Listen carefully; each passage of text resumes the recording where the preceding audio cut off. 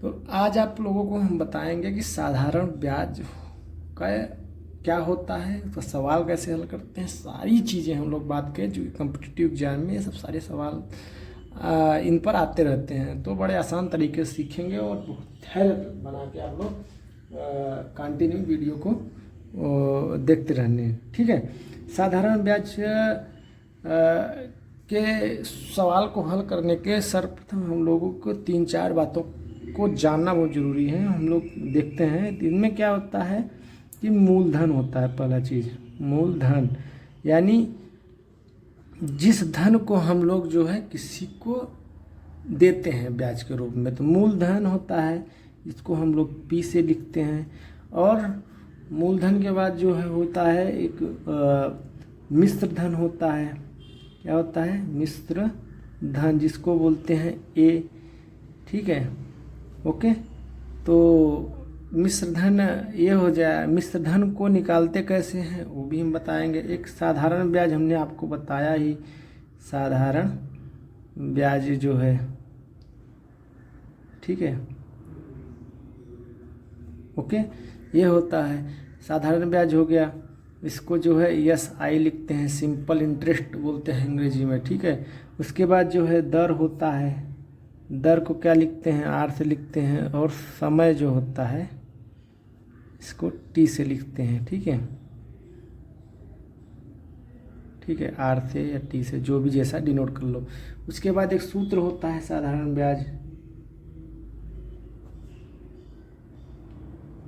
क्या होगा सूत्र? इसके लिए लिखेंगे हम लोग मूलधन गुणे दर गुणे समय।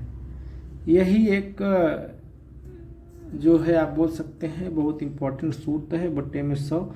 इसको आपको जानना बहुत ज़रूरी है। इसके लिए आप छोटा फार्मूला भी शॉर्टकट में लिख सकते हैं। SI गुणे दर जो हमने आपको बताया, R गुणे T बट्टे में 100।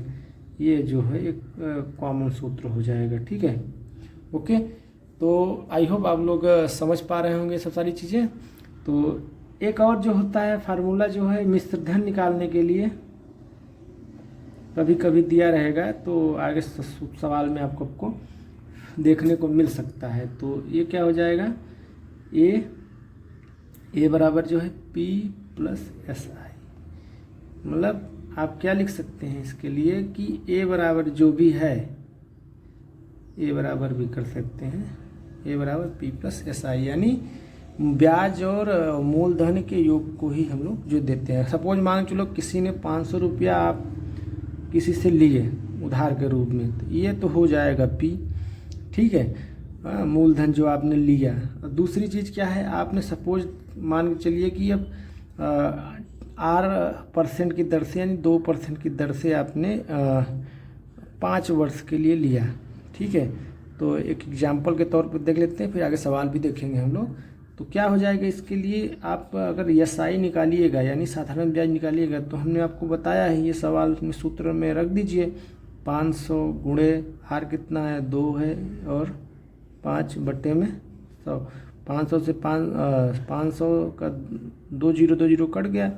उसके बाद बचा कितना? 2 5 10, 10 बच्चे 50, यानी 50 रुपया जो है आप लोगों को एक्स्ट्रा किसी को देना पड़ेगा ब्याज के रूप में अगर लौटाने टाइम। तो अब ये क्या हो जाएगा? 500 प्लस 50, तो कितना हो जाएगा? 550 रुपया आप जिस बंदे से आप लिए रहेंगे उसको इतना रुपया आपको देना पड़ेगा। सिंपल तरीके से और बड़े आसान तरीके से आप बोल सकते हैं। ठीक है, कि हम समझ गए कि कोई 500 रुपया अगर हमको दिया है, बोला है कि 2% की दर से हम आपको देंगे, हर वर्ष के अंत में 2% हम ब्याज लेंगे, और अगर 5 वर्ष के लिए आप उस धन को लिए रहते हैं तो अंत में आपको 50 रुपया एक्स्ट्रा देना पड़ेगा, और टोटल आपको पैसा उसको वापस 5 साल बाद 550 रुपया देना ही देना पड़ेगा। ये सारी शर्तें रहती हैं जो आप सबको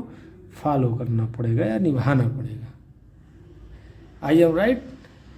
ठीक है, तो आप लोग जो है समझ पाए होंगे। तो देखते हैं एक सवाल। ओके, तो ये सवाल है कि 1000 रुपया को साधारण ब्याज क्या होगा जब 3% वार्षिक ब्याज दर पर 4 वर्षों के लिए दिया गया हो। तो इसमें क्या है, सिंपल सा रूल, वही सूत्र आप लोग हम जो पढ़े अभी, ठीक है, तो उसी को हम लोग रखेंगे। तो SI बराबर क्या हो जाएगा, साधारण ब्याज बराबर P गुणे R गुणे T बटे में 100। तो यहाँ पे P कितना हो जाएगा, 1000 हो जाएगा, R कितना हो जाएगा, 3 हो जाएगा, T कितना हो जाएगा, 4 वर्ष हो जाएगा, और बटे में 100। 1 0 से 1 0, 2 0 से 2 0, अब 3 चौक 12, ठीक है, 1 0 बचा है, यानी 120 रुपया हमारा साधारण ब्याज हो जाएगा। ठीक है, अगर सपोज मान इसी में बोला होता कि मिश्र धन कितना है, तो मिश्र धन के लिए भी आप लोग कुछ नहीं, इस तरीके मिश्र धन बराबर क्या हो जाएगा, SI प्लस P कितना हो जाएगा, 120 प्लस 1000, यानी टोटल कितना हो जाएगा, 1120 रुपया। ठीक है, तो ये जो है पूरा धन जो है हमको लास्ट में 4 वर्ष के बाद देना ही देना होता है। ठीक है, ओके, आई होप समझ रहे होंगे। तो इसी तरीके जो है सारे के सारे क्वेश्चन को हम लोग लगाते जाएंगे और आराम से उत्तर देते जाएंगे। ठीक है, थैंक यू।